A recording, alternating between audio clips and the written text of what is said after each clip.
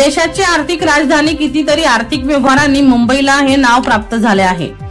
अरबो रुपयांची उलाढाल या एकाच शहरात होते, पण मुंबईला बुडवण्याची धमक फक्त आणि फक्त पावसात दिसून येते। हा प्रत्यय दर वर्षीच्या पावसाळ्यात आल्याशिवाय राहत नाही। यंदाच्या पावसाळ्यातही ही प्रचिती आली आहे। सोमवारी पुन्हा एकदा मुंबई जलमय झाली आहे। अवघ्या 6 तासांमध्ये 300 मिमी पेक्षा जास्त पाऊस पडल्यामुळे मुंबई जलमय बनली आहे। मुंबईत पडणाऱ्या वर्षभरातील पावसापैकी 10% झाला। याला भारत आणि जगभरातील शहरांप्रमाणेच मुंबईलाही हवामान बदलाचा त्रास सहन करावा लागतोय, हे मुख्य कारण आहे। आजही जास्त पाऊस पडला की मुंबई ठप्प होते। मुंबई शहर अरबी समुद्राला लागून आहे। शहरात मिठी, दहिसर, ओशिवारा आणि पोईसर या 4 नद्या आहेत। मिठी नदी संपूर्ण मुंबई शहराला वळसा घालते।